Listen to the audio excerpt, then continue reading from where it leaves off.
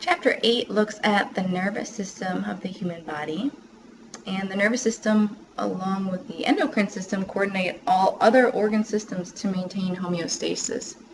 The nervous system is fast, short-acting, and probably one of the most complex systems in the body. So in Chapter 8, we're going to be looking at the anatomical and functional divisions of the nervous system. We'll be discussing the difference between neurons and neuroglia, the two types of cells in the nervous system. We then will discuss how we generate and propagate an action potential. We'll describe synapses, the meninges, the spinal cord, and the brain. We then move on to a tour of the cranial nerves and spinal nerves as well. After that, we'll discuss a reflex arc and both sensory and motor pathways. We move on to the autonomic nervous system and discuss the sympathetic and parasympathetic systems. And in your textbook, there is a section on aging the nervous system and interactions between the nervous system and other organs, but that will not be covered in this lecture. So the nervous system has three important functions. It's responsible for monitoring the body's internal and external environments. It will then be responsible for integrating that information as sensations, and it is responsible for then coordinating both voluntary and involuntary responses to the internal and external environments via that sensory information. The nervous system has two major anatomical divisions. The central nervous system, or CNS, is made up of the brain and the spinal cord and is responsible for integrating and coordinating input and output. The other anatomical division is the peripheral nervous system, the PNS. All the neural tissues outside of the central nervous system belong to the peripheral nervous system. And the peripheral nervous system serves as that connection between the central nervous system and all the other organs of the body. There are two functional divisions of the nervous system. The afferent division includes sensory receptors and neurons that send information to the central nervous system, as compared to the efferent division, which includes neurons that send information to effectors from the central nervous system. Effectors could be muscles or glands, for example. The efferent division can be further divided into the somatic nervous system and the autonomic nervous system. The somatic nervous system controls skeletal muscle, and the autonomic nervous system controls smooth and cardiac muscles and glands. The autonomic nervous system, as I mentioned in the previous slide, has two parts, the sympathetic division and parasympathetic division, and we will talk about those more later in the lecture. I like this figure from your textbook, figure 8-1, because a picture is worth 1,000 words sometimes. As you're looking at this figure, start down at the bottom left with the receptors here. You can see there's somatic sensory receptors and visceral sensory receptors. So the somatic sensory receptors are going to be responsible for picking up sensations or vibrations or any sort of stimuli from the outside world, and also in reference to our position in it. Visceral sensory receptors are going to be responsible for providing feedback to the brain about the internal organs and the organ systems. Okay, so those receptors are responsible for collecting stimuli, and then the peripheral nervous system, pictured in yellow as we're moving on the left-hand side up. The peripheral nervous system is responsible for gathering those sensations and transporting those stimuli sensations to the central nervous system. And so now we're up at the 12 o'clock, if this were a clock, where the central nervous system is. They will be collecting that information and then processing it. Okay. And sometimes that's where the information ends. It's just collected and processed. Other times, the central nervous system must issue some sort of a motor command, and it will do that using the efferent division of the peripheral nervous system. So now we're over here at about 1 o'clock on our figure. And in the efferent division, that response could be a response carried out by the somatic nervous system, so maybe it's a skeletal muscle movement, and you'll see that the effector for somatic nervous system is skeletal muscle, or maybe that response is going to have to be carried out by the autonomic nervous system of the peripheral nervous system. And depending on that stimuli and how the information was processed, it can be carried out by either the parasympathetic or the sympathetic division of the autonomic nervous system. And so you can have an effect in your smooth muscles or your cardiac muscles or your glands.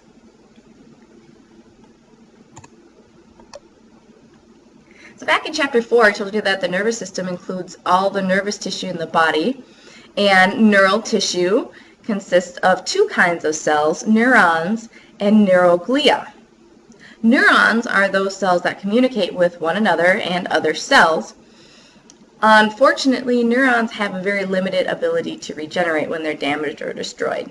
Just a little tidbit for you there. But the basic structure of a neuron includes a cell body, which contains the mitochondria, ribosomes, endoplasmic reticulum. So all of those things that you think of when you're thinking of a characteristic cell, those are all located in that cell body. But we also have a combination of free ribosomes and rough endoplasmic reticulum that form Neusel bodies. And these Neusel bodies are going to be what give the tissue kind of a gray color. It's one of the reasons we call it gray matter, because of those Neusel bodies in the cell body. Neurons also have dendrites. Dendrites receive signals. And neurons are typically named based on the relationship of the dendrites to the cell body. For example, multipolar neurons are probably one of the most common in the central nervous system and have 2 or more dendrites and 1 axon. Unipolar neurons, on the other hand, have a cell body off to one side. These are the most abundant in the afferent division. And bipolar neurons, the last one listed there, have 1 dendrite and 1 axon with the cell body in the middle. These are rather rare. And your textbook has a nice figure of multipolar, unipolar, and bipolar neurons. A neuron also has axons, and the axons are the part of the cell that is responsible for carrying a signal to the next cell. Okay, so dendrites receive signals, axons carry that signal away from the cell body. And there's 2 parts to an axon: the axon hillock, where the electrical signal begins, and the axon terminals, which are those bulb-shaped, like fingertips almost. They're the endings of the axon, and these are going to form synapses with the next cell. So this is a nice figure of a basic structure of a multipolar neuron. Notice the cell body is this region right here that's almost rounded. The dendrites almost look like little trees coming off of the cell body. Here in the middle of the cell body you have a nucleus, you have a Golgi apparatus, some mitochondria, endoplasmic reticulum, here's a Neusel body. And so that is pictured right here in this light microscopy figure. So this is what it looked like when you're looking at it in lab. Notice that the axon is this one long branch that's leaving the cell body. This first portion of the axon is the axon hillock, and then the axon carries that signal away from that neuron to the next cell. And at the end of the axon, at the axon terminals, you can see they're kind of button-shaped. That's where we're going to be forming synapses. So neurons are sorted into 3 functional groups: sensory, motor, and interneurons. Sensory neurons are also called afferent neurons. We have a total of 10 million or more. Afferent neurons, or sensory neurons, receive information from sensory receptors. So those could be somatic sensory receptors, which detect stimuli concerning the outside world in the form of external receptors, or are positioned in it in the form of proprioceptors. Visceral or internal receptors monitor internal organs. Motor neurons are also called efferent neurons. They total about 500,000 in number, and they carry information to peripheral targets called effectors. Somatic motor neurons innervate skeletal muscle, And visceral motor neurons innervate cardiac muscle, smooth muscle, and glands. The last category are interneurons. Interneurons are also called association neurons, and they're by far the most numerous type. We have about 20 billion interneurons in the human body, and they are located in the central nervous system. So interneurons function as links between the sensory and the motor processes of the brain, meaning that they have higher functions, such as memory or planning and learning. Interneurons. The other type of cells in the nervous system are the neuroglial cells, and they are considered supportive cells. They make up about half of all the neural tissue in the human body. We have 4 types of neuroglial cells found in the central nervous system. The astrocytes, which are responsible for maintaining the blood-brain barrier. Oligodendrocytes produce myelin. Microglia are phagocytes. And ependymal cells form ependymal and produce the central cerebral spinal fluid. There are 2 types of neuroglial cells in the peripheral nervous system: satellite cells, which surround and support the neuron cell bodies, and Schwann cells, which cover every axon in the peripheral nervous system. We have a nice figure of these neuroglial cells next. So the astrocytes are these big ones right here, which kind of look like star bursts. Astro means star. So these are large and numerous in the central nervous system, and again, remember, they maintain the blood-brain barrier. The oligodendrocytes, these that look like they're great big cyclopses, we have a couple of them pictured here. Those oligodendrocytes are found, again, in the central nervous system. They produce an insulating membranous wrapping around the axons called myelin. And we have small little gaps. You can see there's a little gap right here where you can see just a little bit of the blue axon peeking out. And that's a node. That's a node of wrapping here. And these myelinated axons constitute the white matter of the central nervous system. Now, not all axons are unmyelinated. Microglia is this one right here that looks like he's wearing feathers, very small. Microglia are the smallest and the least numerous of the neuroglia. They are phagocytic cells derived from white blood cells, and they perform essential protective functions such as engulfing pathogens and cellular waste. Ependymal cells are the last of the central nervous system, and they are pictured here kind of in a purpley pink color. These are going to line fluid-filled central canals of the spinal cord and the ventricles of the brain. The endothelial lining that they make up is called the ependyma, and it is involved in producing and circulating cerebral spinal fluid around the central nervous system. In the peripheral nervous system, remember, we have satellite cells, which, though they're not pictured here very well, are going to surround and support neuron cell bodies. And so satellite cells perform a similar function that the astrocytes do in the central nervous system. Schwann cells, which are pictured nicely here, cover every axon in the peripheral nervous system. And the surface of these Schwann cells, they have a special name. It's called a neurolemma. And these Schwann cells are going to be responsible for producing myelin around the peripheral nervous system.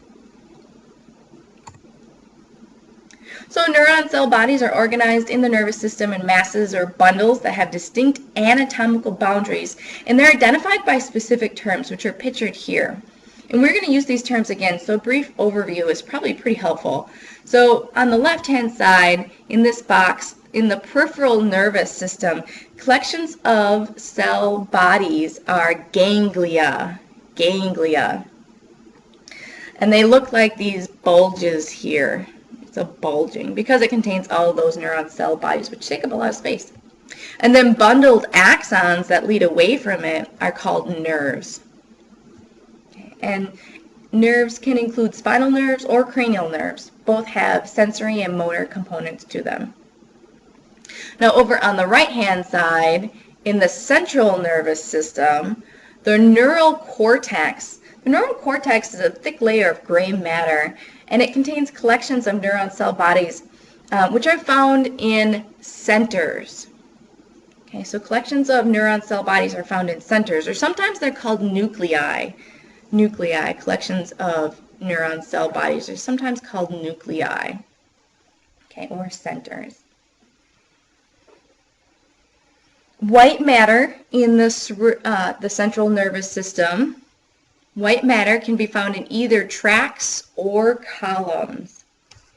White matter can be found in tracts or columns, and it's formed by bundles of axons. So you'll see them in the spinal cord forming columns. In the central nervous system, they'll be in tracts. And this last box down here at 6 o'clock is pointing out pathways. So we're going to be talking about pathways or tracts, and these can be either sensory or motor. Sensory tracts are ascending tracts, meaning they are bringing sensory information to the brain. And motor tracts or pathways are descending, so they're leaving the brain. Okay, so ascending is pictured here in red, taking information to the brain, and descending motor pathways are pictured here in purple, taking information away from the brain to effectors. So that brings us to our first checkpoint of this lecture. Take a moment to pause the recording before you start the next one and see if you can name the structural components of a typical neuron and identify the neuroglia of the central nervous system. And if you're feeling comfortable there, go ahead and identify the neuroglia of the peripheral nervous system then too.